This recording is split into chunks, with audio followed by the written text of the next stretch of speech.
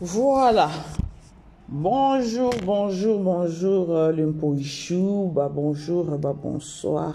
Bonjour, Limpoichou. Bonjour, bonsoir. Et si que je mets les binos partout dans le monde. Alors, naïe, il y a un dossier. Je crois que mon titre nanga, mon photo, il y a miniature nanga. On va essayer un peu à solo là. On a pu maman BBC n'a pas nanga, n'a partagé pe idée nanga sur l'Ikambango, sur notre stoyebi. Encore toujours mon ango n'engezo inda sur les réseaux sociaux. Bénédicte Kalengai, il y a Bénédicte Kalengai, une femme influenceuse sur TikTok. Tu es bien bisognon sur na TikTok. Naba influenceuse nyonso aza influenceuse oyo aza vraiment na beaucoup des abonnés, je crois aza na ba 4000 abonnés et 4000 et 4 bobenga ngoni bobenga ngo combien 4 millions, c'est 4 millions, 1 million, 2 millions, 3 millions, 4 millions, une affaire de 4 à 3 millions des abonnés sur TikTok. Ngai personnellement na yebika sur TikTok. Azana mwana na ye oyo abenga kaye babenga kenani Yohan. Na sepela kana ba délire na bango so na biki no na tala raté na okosa parce que c'est une femme na nga na félicita kaye azaki une femme seule mais na mwana azoboko la mwana na ye apesi mwana na éducation ya bien et voilà ba délire na bango ezalaka vraiment bien et sûrement à conforter ba parents et belé ba sur bazala ba femme seule peut-être on a bana à inspirer bango vraiment voilà.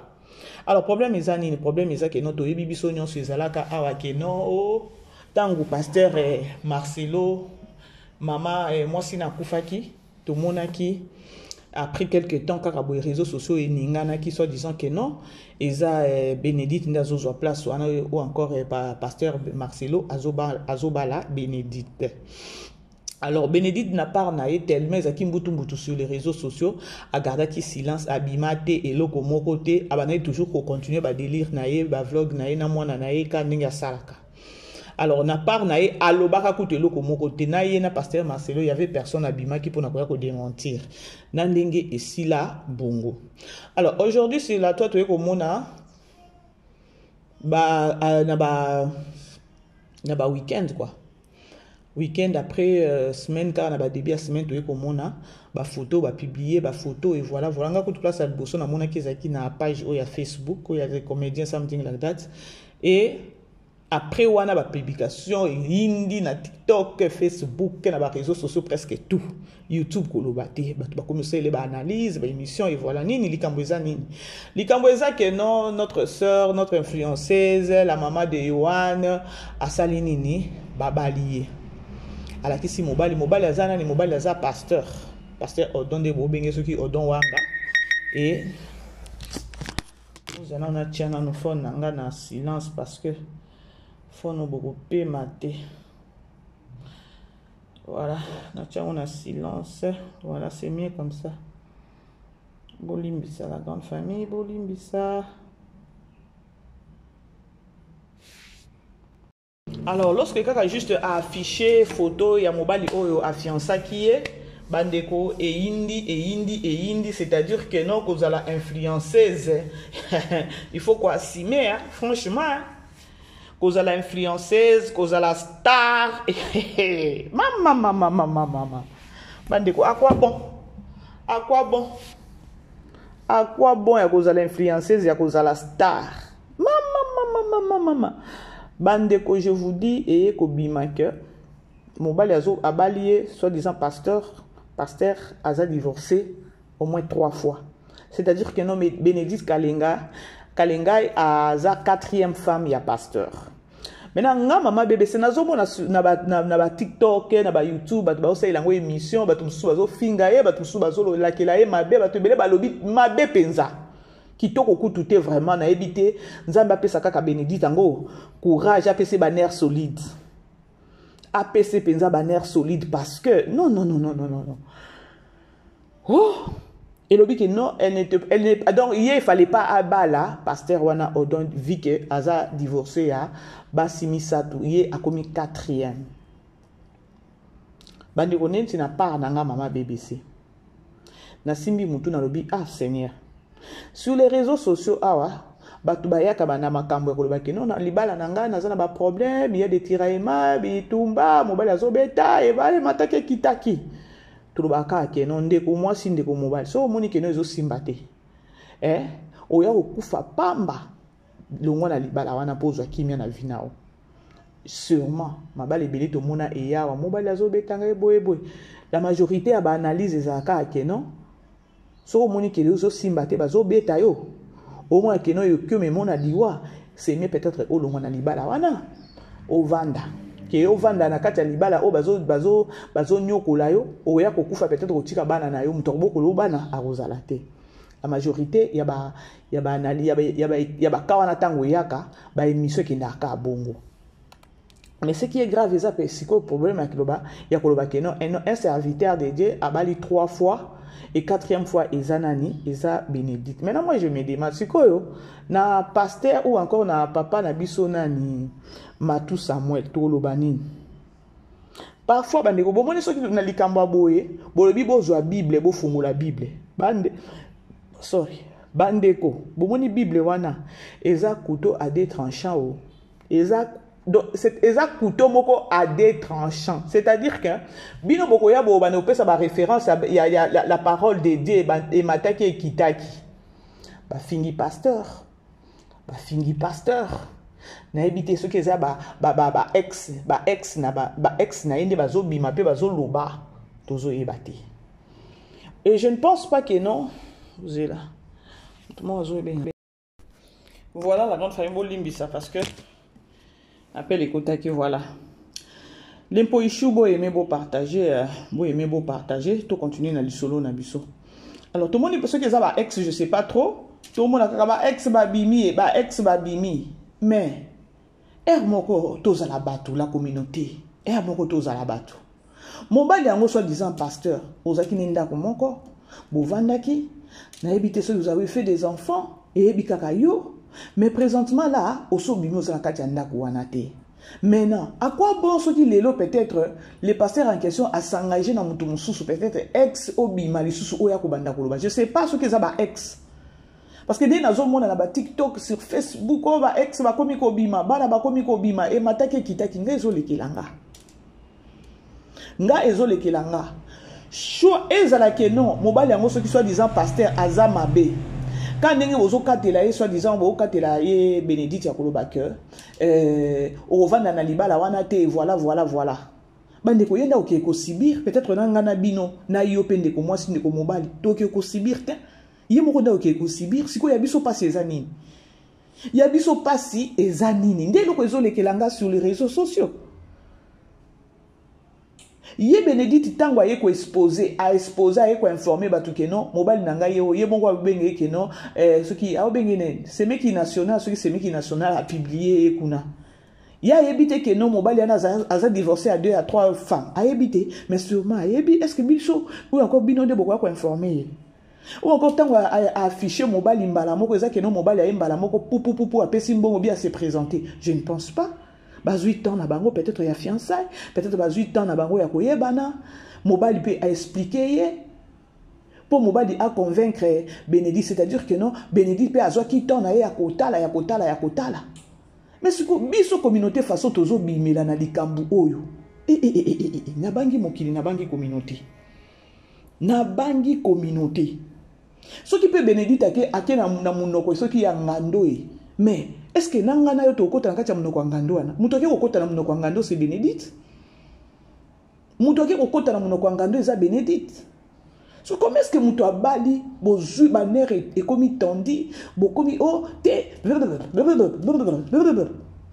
my god ele kelinga makasi. Moi je ne connais même pas na yebi nanga Bénédicte te ya koloba ke no to yebani ya mais natala kai na apprécié na za kuto abonné na TikTok parce que ay patakangai na maîtrise wa zalaka nango na sagesse wa zalaka nango na ndenge abokoli mwana ne bien makasi mwana moko trop intelligent donc très connecté à na maman naï. Alors c'est une femme à Tokyo bakeno femme mère. Je ne pense pas que tango bota mwana na yo wana abota mwana ya koloba keno peut-être bavanda na papa mwana wana te toyebi eloko eleka te. Mais elle doit refaire sa vie. Et qu'on refaire sa vie, niveau oya zaeli na ki influenceuse na TikTok, na ba abonné bela za nango wana, amona kape moi ya etchweke, e akumba kane pe Range Rover. C'est-à-dire que non, après ça qui t'en attend. Na ndimite que non ndenge za na akondima kaka kene kokwela monoko ngando. Je ne pense pas. Je ne pense pas. Akenda kape kokwela na monoko ngando, yanga na bino ezani. Muto ko sibir ezaye, na bino ba ex. Na bino ba ex, il faut arrêter un peu. Et là, pour na Bénédicte, tout le monde a encore trop sur les réseaux sociaux. Peut-être mobali bobo ya nanaye a s'engager au banjo bima bima, bobanjo bima bima, bobanjo bima bima. Ezalaka nini? Siko na koloba ezalaka zuwa. Tango balobaka keno, oza kati ya libala bo supporter, bolinga te. Tango bimi mobali a s'engager et komi ngambo bokomi koya ko sa ba chantage. Nga parfois na comprendre la communauté na biso te.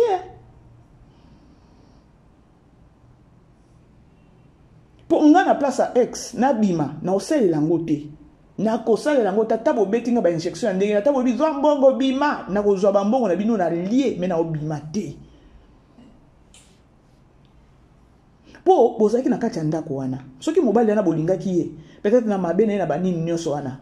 Bolinga ko vanda na kati ya ndako libala wana. Lokola bobimi les messieurs peut-être s'engager na mutu mususu. Ya bino nini ya koya ko bima koya ko sala ba chantage, koya ko loba loba et mataki kitaki vraiment. Ce qui est au vanda qui te okanisi que non mutu nyoso ndako vanda te. Ko pesa muninga chance. Tant mususu que non na destinée ya Bénédicte ou encore na destinée ya pasteur ou encore destin Tokyo loba. Et ça qui peut-être Bénédicte. Ah oui, to so la ka pembe. Na ndenge nazomonela makambo ezokende donc libalo ekomi na problème kozala influenceuse problème hein Bénédicte. Hein, yo na ba fan, moi no yo nani yo wan pe na ba fan, c'est-à-dire que nos problèmes yo wan peut déjà ça confirmer papa na papa viens papa viens.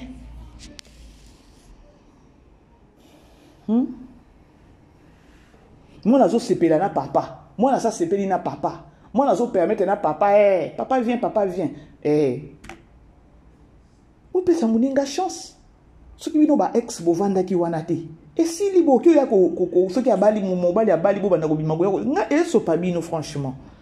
Boza na charisme.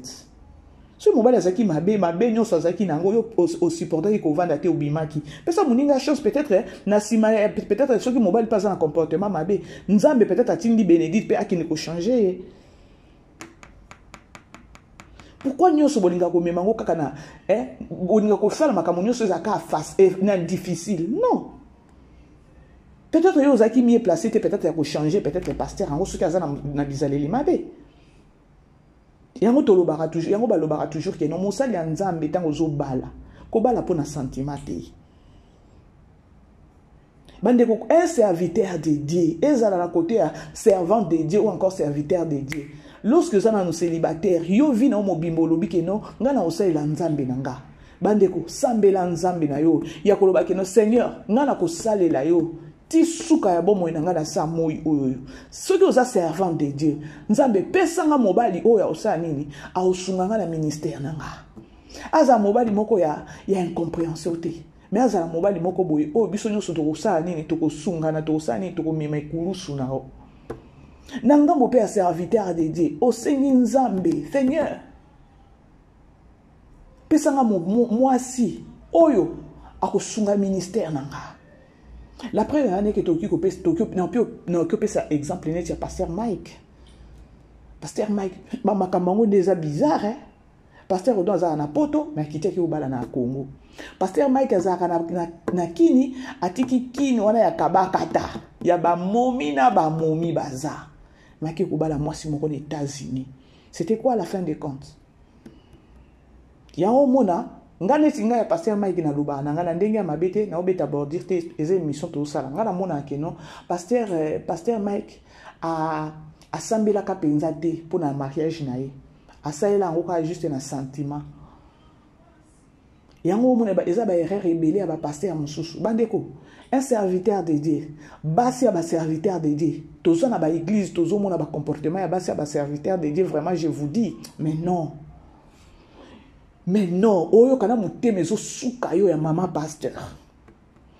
Otali penza bolobi, est-ce que o penza ça aza moi c'est mosali ya Nzambe? Moi c'est mosali ya Nzambe, omona boy soka lobi a bouton hein. Ya mobali n'est pas simbote ya sambe, l'autre ozala même pas en contact na mobali na pasteur et tout. Maman pasteur azo parvenir peut-être likambubo et papa azo zanga level niveau ya keno situation moko yé. Tout ça ndé nini, tout trouver compromis ou encore vous savez la part des choses, vous trouver conclusion moko ya bien. Mais non. Et comme il m'a dit na la chair. Et comme il m'a dit na chair, c'est que lorsque vous êtes en siko na chair. C'est que pour fortifier batu wana ata likambo ezaki na église parce que ça la ndenge nini na batu oyo tant yo telemi na chair. Bandeko, il y a deux femmes eza na basi ya ba pasteur, je vous dis. Yango mona ngai na sala ndeni. Na linga moko soki na komi place vanda ka kimia ya koloba keno. Niveau ya raisonnement na yo eza niveau ya raisonnement batu musote. Situation moko mabe okiko ya na l'église wana. Il y a beaucoup de réalités dans la église, la grande famille. Situation nyonso koya to ke na nango kaka na condamnation te. Bon, moi peut-être il faut vous demander situation est comme nini. Boke ko lukana no source ya likambo. Oh, source ezaki boy, OK, vous comprendre. Mais si koyo situation moko ya na église, yo na no mosali ya Nzambe, yo mama pasteur, OK nango déjà na incompréhension, yo nango déjà likolo. Et à la fin des comptes, et comme il m'a dit sur na chair. Et moi, mon église, na bato belé, ba vanda na ba ona bandaku, na ok église, te pour nani pour maman pasteur. Na ok église pour ni pour comportement pasteur na moi sinaï. Na ok église te pour ni pour na boy. Et ça juste car na kotisi yango parce que to lobela mosali ya Nzambe ngai la parole de Dieu nous dit ne touchez pas mais ouais. Na ko toucher penza ouente mais to pesa ba réalité, to loba ba réalité mususu auto et les kaka na ba église. Et ça, juste, on dirait, na formule ka parenthèse. Na moni vraiment, na loi, na fana nanga kimia na olobi ya likambo, pourquoi pas bampoishu baza, na partager na bampoishu, parce que, Bénédicte, façon bato a télémeli libala oyo, il faut télémaper kaka na prière. Et les kilanga makasi. Yango na oloba keno, ce qui est Bénédicte, asali choix ya mabe. Bino bokoyo kele mutema mawa ya nini, bokoyo kele mutema pasi ya nini. Bokoyo kele mutema pasi ya nini. Si réellement bolingiye. Muto asake na ye, ba pekisa muto alingi akendi. Ya asake. Ba pekisa muto alingi akendi, ye asake. Sko sandeni. Orosala ndenge nini batu ya asake. Boya ko pekise tout ce que bozo longola wana la nani ndeko na biso sa lata ki na bilamba ba Nigérien soki ba Nigérien soki nini asa bimi na ye wow ayo kata bino ya sa memani na bolingo la grande famille botika kade na ucho le bilabino ke no ba pekisa muto alingi akende mais wasake yo kotuna ngulu la communauté to kamute mapasi te. Ce qui est pasteur aza aventurier, nenge bozo koluba na pasteur aza aventurier, basi misato, ya, boyebi combat spirituel te. Na pesi bino exemple ya pasteur ya nani ya frère Matou Samuel. Yo moi ta pasteur na biso soki odon wanga. Yo moi ta divorcé, basi na baza vivante. Mais il y a pasteur na biso ya nani ya frère Matou Samuel. Ye basi nde bakufaka.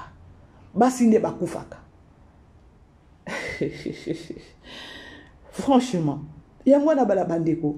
Botika soki ye Bénédicte asali choix ya mabe, nanga na yo etali biso te. Yenda koti na munoko ngulu ya ngando ye moko nda akosibir kuna na ina mwana na yeyo nani komo ne sunani ekimanga Yohana. Namoni basali ya Nzambe mususu babimi, namoni batu babimi, mato yetelemi, miso eto efungwami, nini kuna. Pasteur azalaka aventurier. Aventure ne eke pa Bénédicte. Botika Bénédicte muto akosibir na aventure na ye. bato mosusu baye kofolo bakeno Bible lobby Benedict yo okoki kobala nini pasteur yo okoki kobala te po bala il faut basino bakufa parce que la parole de Dieu ezoyebisa biso ke non muntu soki a divorcé aza lisusu na droit ya kobala te il faut azela peut-être moko akufa nde sikoyo asala nini yaya kaka Bible wana eza couteau à deux tranches.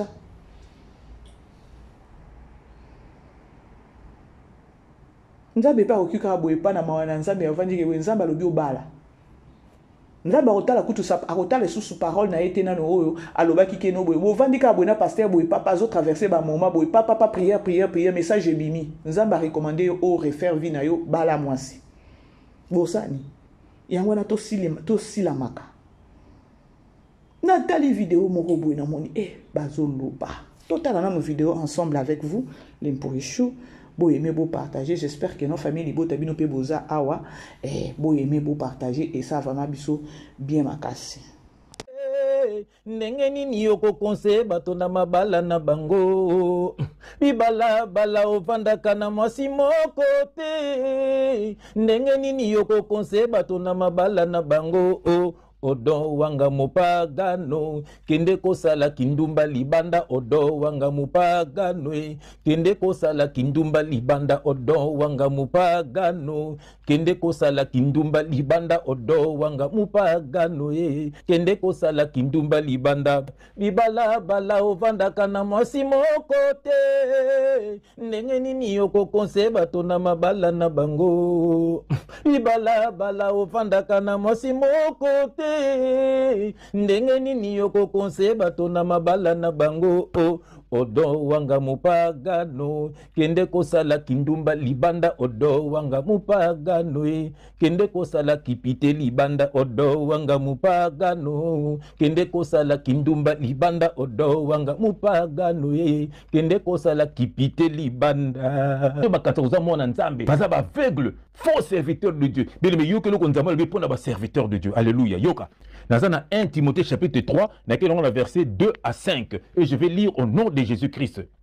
Il faut que l'évêque soit irréprochable. Évêque est l'accès ancien. Voilà, Montei, un évêque. Voilà. Babi, il faut que l'évêque, il faut qu'un ancien, il faut qu'un prédicateur, il faut Azala irréprochable. Mettez la moto. Et là, Telinaye, fréquentation naye, l'obélinaye, ndengenaye, un vrai païen. Moutakinako, défabillement, pour que nous côtéya. Ça, c'est un païen aux musiciens. Mais que nous côté en orchestre à soleil, wanga. Que nous côté en orchestre naye. Parce que c'est un vrai païen. Et puis, si pas, c'est pessimement. Bien aimé Yoka, il faut que l'évêque soit irréprochable, mari d'une seule femme,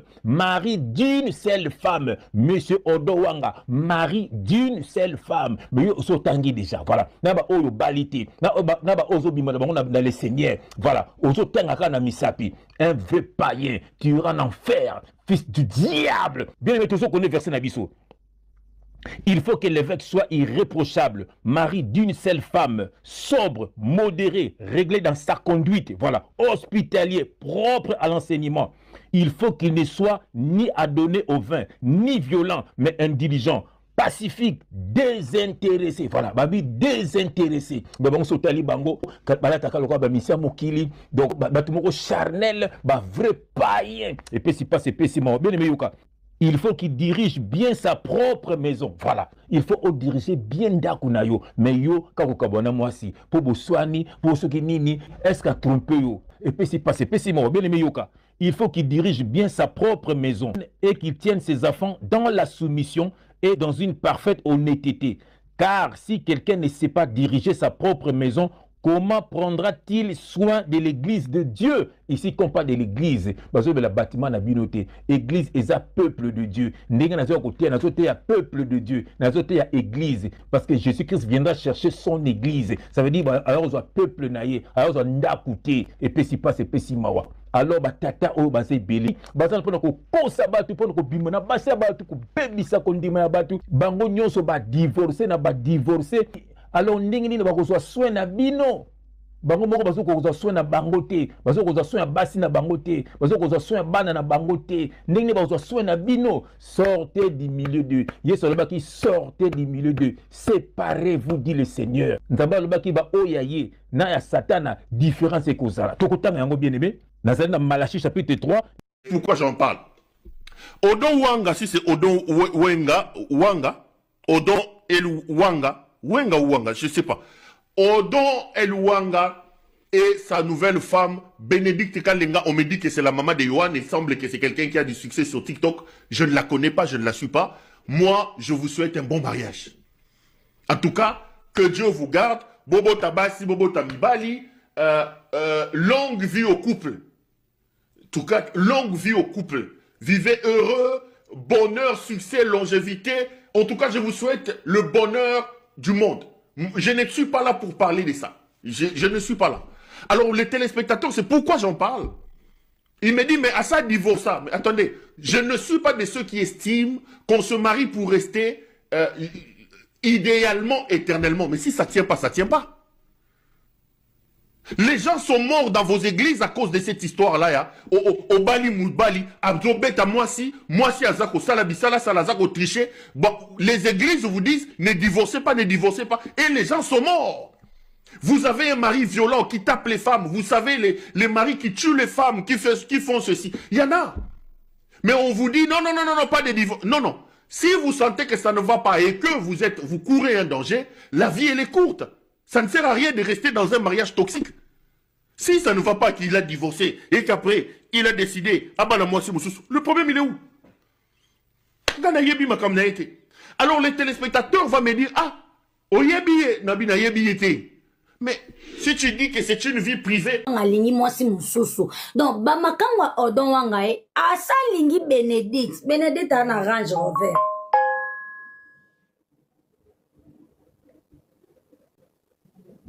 Ata Odon Wanga pe na Range Rover. Bakomi na D.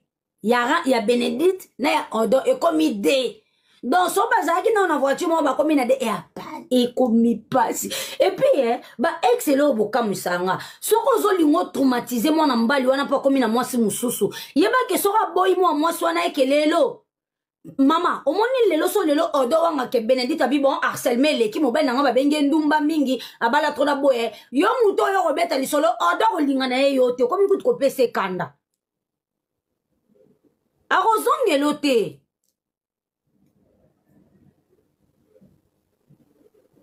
Déjà Odo wanga lingi mwasi mususu. Donc bamakangwa Odo wanga Nabi boye mama ba Yohani. Oyo kisi biso soni boye pona nini. Pasteur Odo ndenge za wana déjà bali basi 3 na vie na yo za 4e femme na.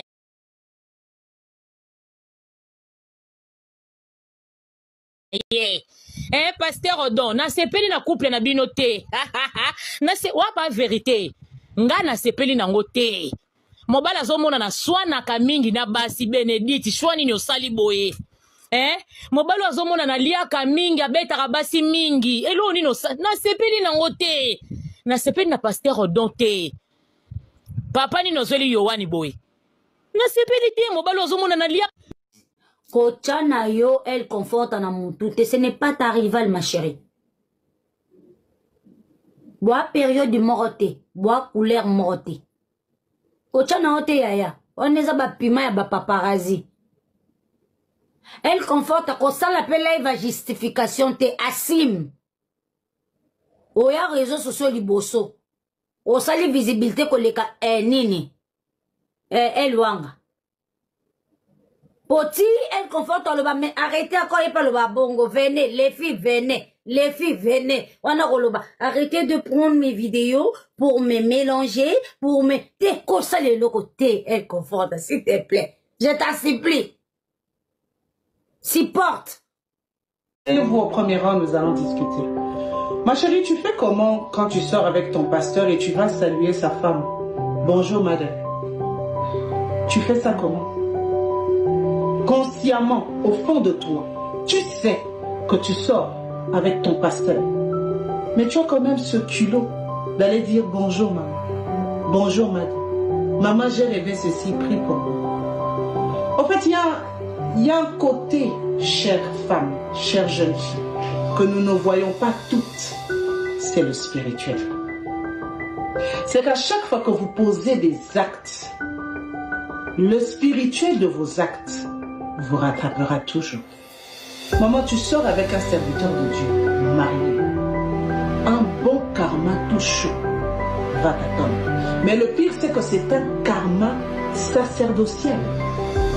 C'est un karma qui va sortir du sacerdoce. Ressaisis-toi, nous sommes en 2025. Comment tu peux baisser ta culotte devant un pasteur? C'est de là, c'est de ça qu'il s'agit. Bantoki, bana ya satana. Heureusement, Nzamba lobaki na biso. Tukoyiba bango na misala na bango. Epesi pasi, epesi mawa. Bibala bala ovandaka na mwasi moko te. Ndenge nini yoko konse bato na mabala na bango. Bibala bala ovandaka na mwasi moko te. Ndenge nini yoko konse bato na mabala na bango. Odo wanga mupagano kende kosala kindumba libanda odo wanga mupagano kende kosala kindumba libanda odo wanga mupagano kende kosala kindumba libanda odo wanga mupagano kende kosala kindumba libanda bibala bala ovanda kana mwasi moko te. La famille Libala Bénédicte, trop de problèmes. La grande famille. Naseki, vous savez pourquoi Naseki? Naseki parce que tokobela maboma sur les réseaux sociaux.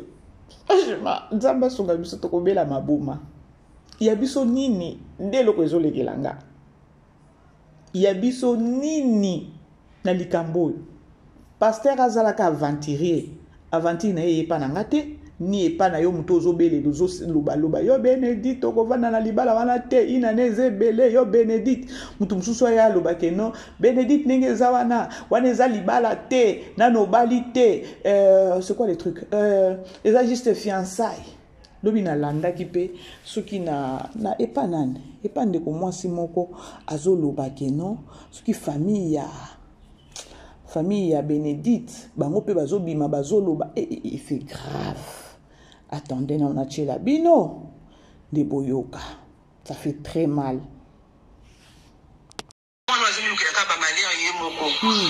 Bénédicte Abaye n'a été. Autant je ne sais pas, moi, je ne sais pas, parce que cousin Bissowana, Christian Dola, on a tenu numéro. Azam menacé dans toute la famille, Babi, Aliembo, il y a Bénédicte Libala. Or, Aliembo, Libala, c'était juste la présentation et les canaux qui pas naïs. Mais Bénédicte, il y a ma photo, il y a mariage coutumier. Mariage coutumier, ça les mis Wapitozo et Maté. Toute la famille se demande à Bali, parce que première fois, un certain pasteur et papa naïs. Donc on se demande donc à quel côté papa n'a pasteur wana parce que parents il y a Bénédicte eza de la famille Dola eza kalinga ite kalinga eza kumba mama ba ça pas une été autant je ne sais pas moi je me dis bande ko bolandi et comme que non audio comme soki ya mama leki normalement il paraîtrait que non ezaki mariage coutumier c'était juste présentation eza juste ka que non muto ayeko donc ayeko bima na famille ya roba que non na yeko senga loboko ya mwana na bino ka ndingi ezalaka mais bango pe baza surprise ya komona ba photo ya coutumier nde bazomituna ba photo yango ya coutumier euteli wapi coutumier basalelaki yango wapi yango bato bazolobezaki séance kaka photo to ndenge nini esali déjà mbutu na kati ya famille mais moi je suis pas là-bas tozo eba pete Bénédicte payé pas zaka muto matala na to ndenge nini je sais pas trop parce que balobi bien na ngite kokotsa émission batu nyonso awa ya batu awa balobi très bien que non présentation ya pasteur ezaki nani pasteur na famille na bango ezaki juste présentation Bénédicte nanu abalite siko na ba secousse oyo eza nanu libala te c'est juste présentation siko na ba secousse oyo est-ce que libala ko salema siko yoka bango susuka bango balobi ke no ezaki ka bango ba reconnaître famille ezo reconnaître kaka ke présentation mais nanu babalite et ça li pe mbutu lorsque ba moni ba photo o ya coutumier et ça li ba problème na famille ya koloba ke non ba pesa ki mbongo yango ya libala wapi parce que biso to yebika ka présentation to suka ki na présentation sikoyo les coutumiers et les kaki wapi c'est-à-dire place o ba kene ko sala coutumier ba lie mbongo mbutu siko soki ezaka ka fiançailles na ba mbutu oyo ngana okelo te ke non Bénédicte zonga na sima pour sauter bien parce que quand la vidéo ndenge moko azo publier yango la dame elle est déjà partie ba pekisaka déjà muto alingi akende Et puis, 8 ans, on a pasteur. Il n'est pas dit que non, pasteur a quitté Kabouemboui.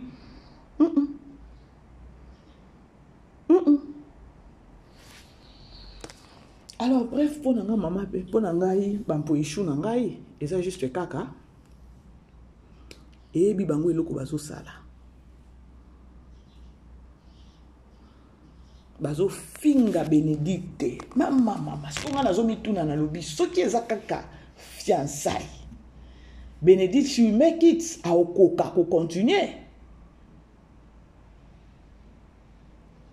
A ko continuer. Ils ont problème, hein? Ils ont problème, franchement. Il y a mon copain Bénédicte. À comment qui n'a pas gêné, sûrement n'a pas gêné à Facebook, c'est officiel. J'ai la meilleure communauté de tous les temps. On peut aimer quelqu'un comme ça. Lorsque c'est officiel, automatiquement, non, officiel, ils ont déjà une ambongo. Parce que la famille peut qu'on a déjà mboutou. Et il y a siko. Azala pour moi, il y a 5 millions. 5 millions d'abonnés. 5 millions d'abonnés. 5 millions d'abonnés. Waouh! C'est un problème sérieux. Hein? C'est un problème sérieux dans la communauté Nabiso. La dame, la dame, elle est déjà partie. Elle est déjà partie. La maman de Yohan et du pasteur Odon fait jaser actuellement la toile. Du fait que le pasteur Odon soit un homme divorcé, marié et divorcé au moins 3 fois et qu'il soit avec maman. Pourquoi c'est cet homme-là que maman Bénédicte a choisi? Les gens sont en train de parler, font des panels dessus, surtout les Congolais. C'est-à-dire que d'abord même être une personnalité publique n'est pas facile. Parce que maman Bénédicte, elle a vu ça venir de loin. C'est pour ça qu'elle a caché le monsieur dans l'ombre depuis plusieurs mois, plusieurs années ou combien de temps. Ils ont fait tout possible pour faire sortir l'identité du monsieur sur la toile. Voilà qu'elle présente officiellement le monsieur et malgré ça, il trouve de quoi dire pour dire que oh, le monsieur c'est un homme qui se marie plusieurs fois, qui s'est remarié plusieurs fois et qui soit pas un homme sérieux et que pourquoi c'est cet homme-là que maman Bénédicte a choisi. Qu'est-ce que nous on peut dire dans cette affaire? C'est l'amour qui est là. Et que qu'un homme et une femme décident de se mettre ensemble, c'est parce qu'ils ont réfléchi, ils s'aiment, c'est pour ça qu'ils se sont mariés. Donc pourquoi les gens viennent faire panel sur ça? Panel sur affaire de mariage, franchement, moi ça me dépasse. Être une personnalité publique, franchement, tu n'es plus en paix, même ta vie même ne t'appartient plus. C'est-à-dire que le mariage là, au lieu de féliciter la dame, ils sont en train de sortir que le monsieur était marié avec une américaine, il était marié avec une telle personne, il était marié avec une telle personne. C'est-à-dire que le palmarès du monsieur est dehors. Franchement, j'ai pas aimé. Félicitations encore à maman Bénédicte et à son mari, le pasteur Odon, et que du bonheur dans leur... du bonheur. C'est ce que je peux dire. Bandeko, que du bonheur. Pourquoi na chelibino o ya lobby o moi sur Côte d'Ivoire ivoirienne boyebi biso ba congolais ndenge to sopanaka likambu to batelaka likambu te ndeko na biso pe congolaise bota siko ba ivoirien bazui pe dossier yango pona nini pona congolais batelemeli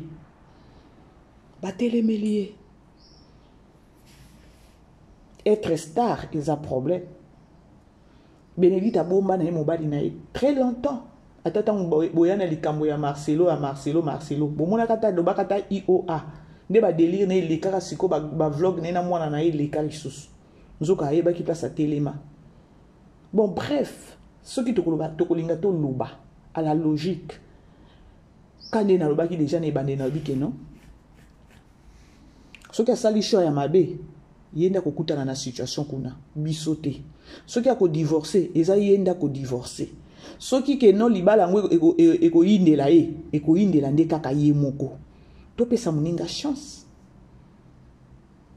bomoni moi si loko ba Bénédicte baza ba fille moko boina okelo ba keno kaka kuwa na zwa ya kobota déjà na se wana eza mobali nyonso tout ya koya na vie na ye pe yandimi je ne pense pas. Il faut aussi savoir, pasteur wana baboyana na basiana pourquoi? To condamner ka pasteur te.